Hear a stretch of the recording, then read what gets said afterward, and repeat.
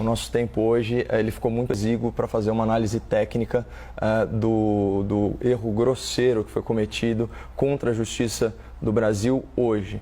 Então, eu vou me ater a considerações um pouco mais genéricas. E é muito importante a gente separar essa questão em dois pontos. O que está em juízo aqui não é o caráter desse parlamentar, não é a sua biografia, como fez parecer aquele final patético da argumentação do ministro Alexandre de Moraes, falando sobre os dados biográficos, o que o parlamentar fez ou o que ele não fez. Não é o nosso alinhamento ou o nosso desalinhamento a quaisquer ideias desse parlamentar. O que está em julgamento aqui é a Constituição, são as regras para a determinação da prisão, ou seja, quando que a gente deve privar um cidadão de liberdade, mais especialmente, e se ele for um parlamentar que goza de imunidade material justamente para ter a sua liberdade de expressão respeitada no seu sentido mais amplo.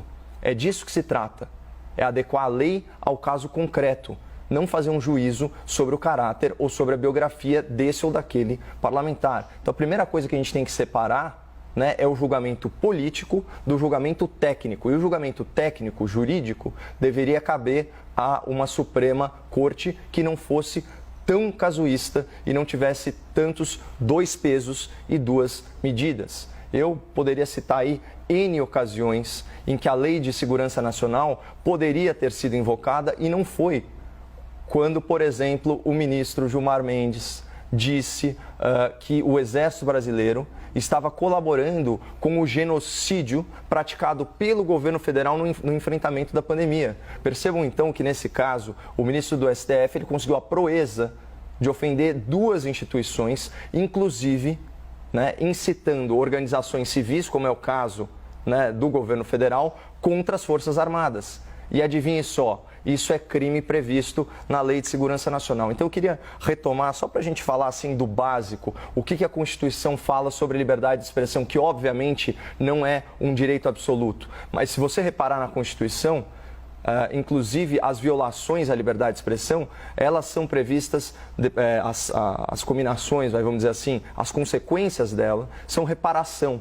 Né, mas nunca a priori, tanto que não existe censura, né? É livre, artigo 5º, inciso 4º, é livre a manifestação do pensamento, sendo vedado o anonimato. E o artigo 53, caput, ele é muito claro, os deputados e senadores são invioláveis, civil e penalmente, por quaisquer das suas opiniões, palavras e votos. É a tal imunidade parlamentar que eu já comentei. Né? E aí o parágrafo 2º desse artigo diz o seguinte: desde a expedição do diploma, os membros do Congresso Nacional não poderão ser presos, salvo em flagrante de crime inafiançável. E aí qual que é o pulo do gato, né, que o ministro Alexandre de Moraes e, ao que parece, todo o plenário do Supremo deram para justificar o injustificável, a arbitrariedade?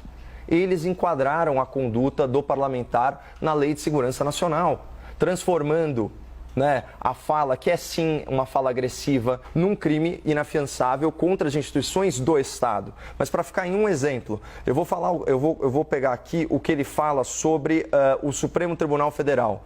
Aliás, o espectador da CNN vai ter muita dificuldade de encontrar, né, o vídeo do parlamentar. Por quê? Porque o ministro Alexandre de Moraes mandou tirar o vídeo da plataforma do YouTube, sob pena de multa diária de R$100 mil.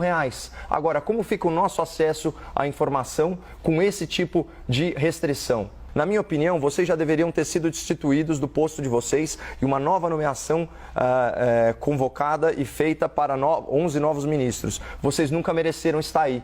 Só esse trecho já deixa claro que o ataque não é à instituição Supremo Tribunal Federal, mas sim aos integrantes atuais dessa composição do Supremo.